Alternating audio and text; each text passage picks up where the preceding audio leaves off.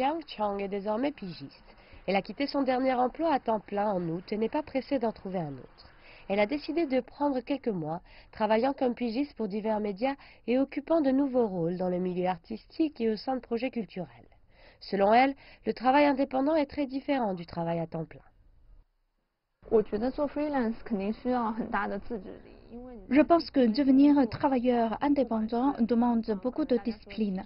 Ce n'est pas comme travailler pour une compagnie où des gens vous poussent à être productive.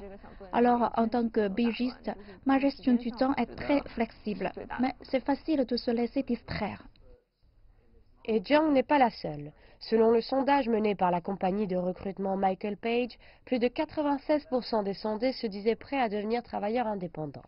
Un cinquième des personnes interrogées ont dit être intéressées par des contrats flexibles pour des périodes de reconversion professionnelle et à peu près la même quantité de personnes se disaient prêtes à accepter ce genre de contrat si elles devaient faire face à un obstacle dans leur carrière.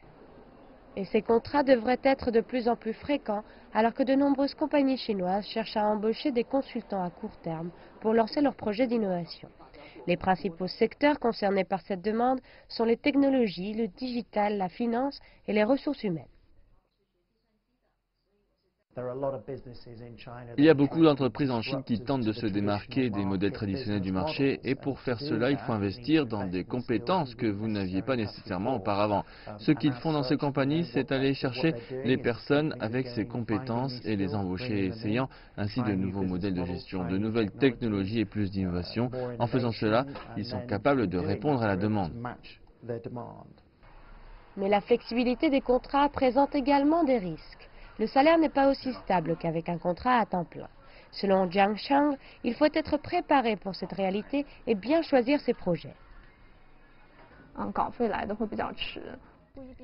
Les paiements interviennent souvent très tard. Ce n'est pas mensuel, parfois cela prend 3 ou 4 mois. Et si vous n'avez pas d'autres revenus, vous allez sentir le manque d'argent. Alors je travaille habituellement avec des éditeurs avec qui j'ai déjà travaillé et à qui je fais confiance. Mais je ne cherche pas à acheter une maison ou à faire des grandes dépenses pour l'instant.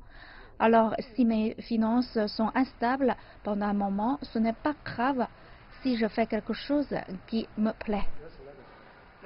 C'est également ce que montre le sondage. L'instabilité économique est la première inquiétude des personnes qui décident de devenir travailleurs indépendants, ainsi que les délais très courts, l'instabilité de leur carrière et l'arrêt des paiements dus à la sécurité sociale qui sont généralement couverts par un salaire mensuel. Pour compenser ces pertes, les personnes acceptant ce genre d'emploi flexible demandent habituellement un salaire de 10 à 30% plus élevé. Selon les dernières estimations, environ 15% des employés en Chine ont des emplois indépendants ou des contrats flexibles, contre plus de 30% aux États-Unis et dans l'Union européenne.